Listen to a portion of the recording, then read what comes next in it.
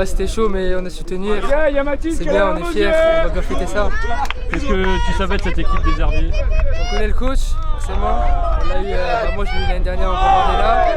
Les autres ils l'ont eu en U14. Donc on connaît la hargne qu'il peut mettre. Donc, franchement c'était un bon duel avec plein de combativité, mais on a su être au-dessus et ça fait plaisir. Quel bilan de la saison que tu fais de ton équipe, championnat, coupe, de mélanger?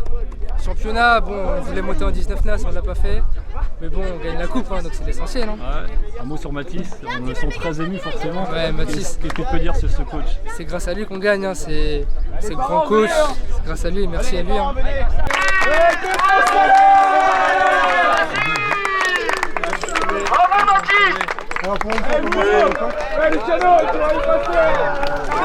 On a eu du mal à rentrer dans le match.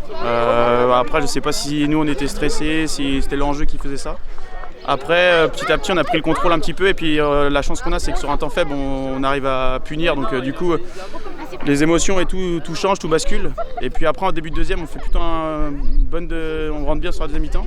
Après, on a un peu plus de difficultés dans la gestion des émotions. Eux, ils poussent. Puis du coup, ils reviennent à 3-2 et puis à la fin, un petit peu délicat dans les émotions, mais sinon, c'est acquis, donc c'est top. Est-ce que sur cette tranche d'âge justement que tu gères, la partie émotionnelle, mentale fait aussi partie beaucoup de l'apprentissage? Ouais, c'est ce que leur disait, c'était le thème de la causerie, c'était leur dire que c'est la fin du parcours en jeune, qu'ils avaient passé dans le monde adulte, c'est un autre football, et qu'ils devaient apprendre cette année à passer ce cap pour gagner du temps et être mieux dans la gestion des émotions, dans la gestion des temps. Donc il y a eu du progrès, mais après, si on est vraiment, on a vraiment envie de tout réussir, il y a un but en trop ou deux. Toi, en tant qu'éducateur, je t'ai senti forcément ému. Je sais que c'est la fin d'une aventure pour toi ici à l'USJA. Comment tu as vécu particulièrement cette journée? C'était bien. Après, on le savait, ce qu'on leur avait dit, c'était la dernière pour moi, la dernière pour le staff, la dernière pour certains joueurs aussi parce qu'ils partent pour les études.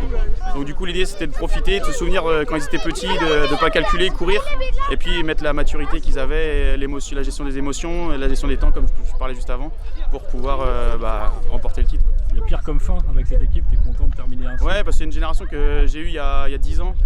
Donc du coup, ce que je leur avais dit, c'est une histoire qui avait commencé à 10 ans. Ils ont fait leur petit bout de chemin, je les récupère maintenant, ils sont plus grands.